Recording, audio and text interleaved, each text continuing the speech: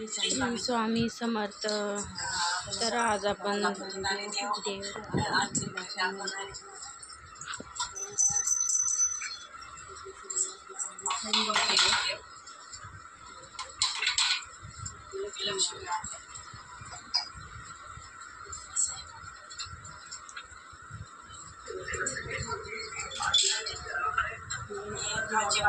आजी बाबांची टाकी आमच्या सासूबाईचं टाकी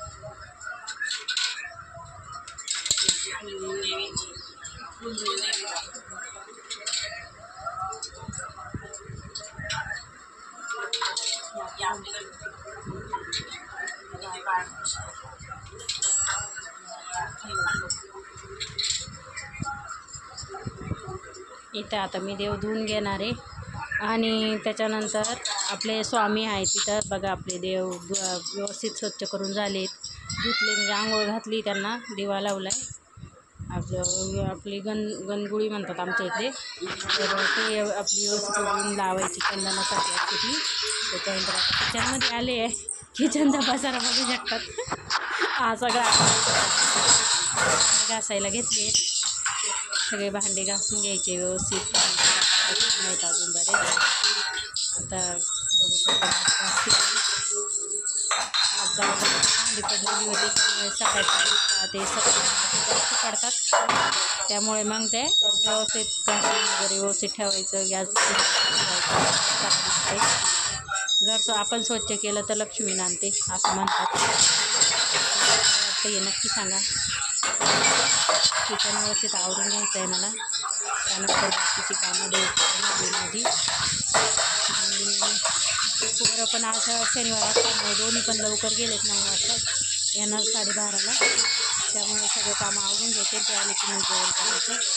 त्यांना यायला टाईम होता, इथे नंदबाई होता, पण कॅमेरा पकडलेला होता, त्याच्यामुळे त्यांना सांगितलेलं होतं आता इथून आपल्यालाच करायला लागणार आहे काय आहे ते। बघा आपलं किचन स्वच्छ झालेलं आहे, भांडे वगैरे सगळे घासून झाले, कचरा काढला आहे बेसिंगमधला, सगळं आवरले बघा। इथे सगळं स्वच्छ झालेलं आहे, आता बाकीची कामं करायची। फरची पुसायची चालली आहे, फरची नाही पुसली तर घरात करमत नाही। फरची आणि देवपूजा ही 2 गोष्टी अशा आहे की या झाल्याशिवाय म्हणजे बाई माणसाला घरामध्ये करमतच नाही, कारण देवपूजा केली तर प्रसन्न वाटतं आणि घर पुसलं तर आपली फरची बघतो आपण त्यावेळेस आपल्याला व्यवस्थित वाटतं आणि दिवसभर घाण होत नाही। तशी माझी मुलं घाण करत नाहीत, हाशी पण खूप छान आहे, तो आपले खेळणे घेतलं की खेळून परत एका ठिकाणी व्यवस्थित ठेवून देतो, त्यामुळे त्याची पण मला चिंता नाही।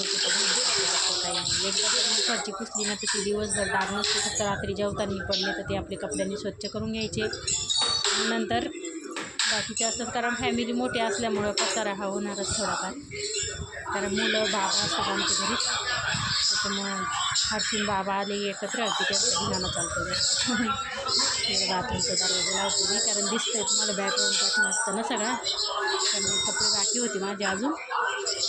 फरची पुसून झाली की मग कपडे धुणार, एकदा बाकीचे कामं आवरली की बाथरूम वगैरे सगळं मग स्वच्छ करायला बरं पडतं आहे ना, त्यामुळे। आता इथे बघू शकता माझी झाली फरची, पुसत आली मी। तिकडे नंदबाई सोप्या बसलेल्या होत्या, त्यांनी तिथून शूट केलं, मला माहीत नव्हतं शूट करताना, तर ते शूट करत होत्या। हे बघा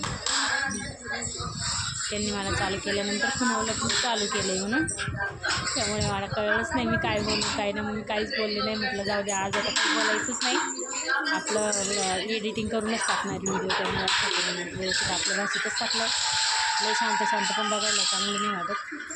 हा आमचा पोरची आता तो पुसायचा, पावसाळा असल्यामुळं खूप घाण होतो, मुलं येते त्याच्यामध्ये कशी चप्पल घेऊन ते सगळं चप्पल घ्यावं लागतात, त्यामुळे आपलं पोर सगळं स्वच्छ करायला लागतो, सगळं व्यवस्थित साफ ठेवावं लागतं। आमच्या तर वरती टोपी नसल्यामुळे सगळं पाणी आमच्या पोर्टमध्ये येते, एक साईडला निघून जातं, पण मग ती येतच ना तिथं, त्यामुळे मग जास्त अजून खराब होते, मग ती दररोज स्वच्छ करायलाच लागतं।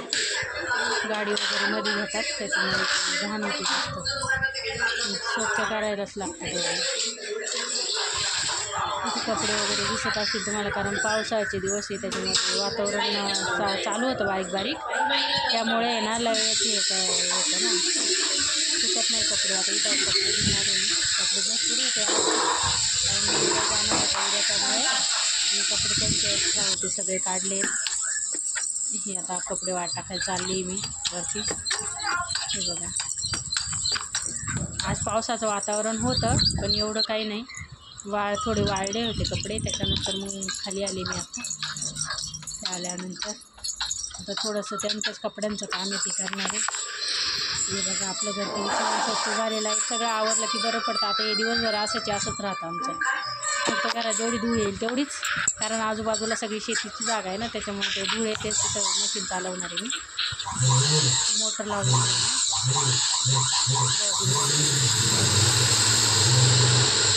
बॉबिन भरत होते मी.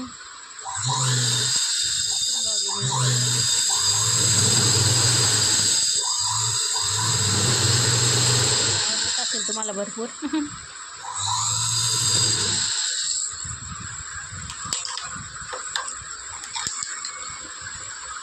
त्यानंतर आता इथं बॉबिन लावून घेणार आहे मी.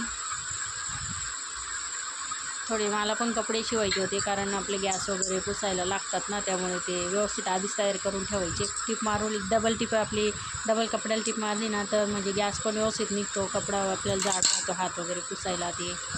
त्याच्यामुळे मी इथं 2-3 कपडे शिवून घेतलेले, त्यांचे पण होते जरा पॅन्टी वगैरे, त्याला पण टिपा मारलेत.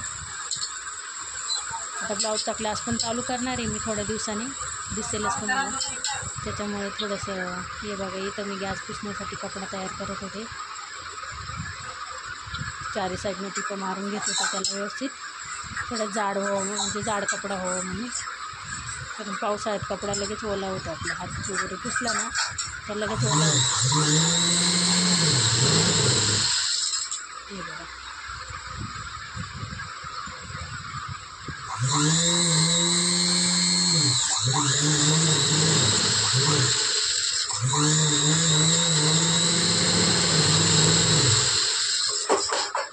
इथे आवाज खूप येत असेल, त्याच्यामुळे मी माझा आवाज बंद केला आहे, कारण मसलीच्या आवाजामुळे तुम्हाला येणार पण नाही.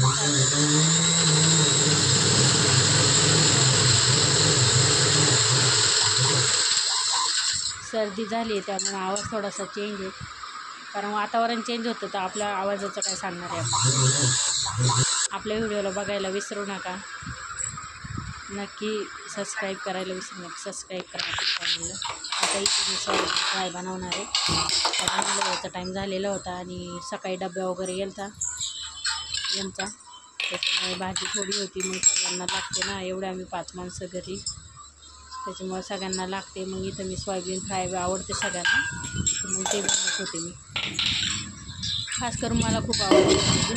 मी कधी मला वाटलं ना तर खायची, तर मी भिजवून घेते. त्याच्यामध्ये तेल, मीठ आणि आपलं टाकायचं थोडंसं, आणि लाल तिखट आणि हळद टाकायची. अशी पण छान लागते, कच्ची पण आपली खायला चांगली लागते.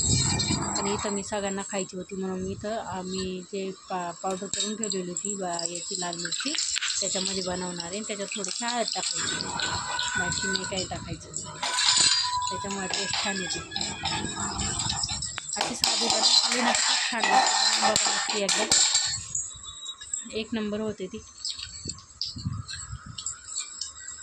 हे बघा, मिरची तळलेली आपली. आता त्याच्यात सोयाबीन टाकून घेणार आहे. पटकन जाऊन यायचं म्हणजे तिखट नाही लागत. ते झालं की मग आपली सोयाबीन खायला चांगली लागते, आणि शरीरासाठी ती सोयाबीन चांगली असते. तर डॉक्टर पण सांगतात ना खायला, आणि जे चिकन मटन असं तसंच खाल्ल्यासारखं वाटतं. आम्ही दोघांनी चिकन मटन सगळं सोडलेलं आहे. आम्ही स्वामी सेवा करायला लागल्यापासून, त्यांनी म्हणजे मिस्टरांनी पण सोडलं आहे, मी पण सोडलं आहे. कारण स्वामी सेवा करायला लागलं की आपोआप त्याच्यावर मन उडून जातं आपलं.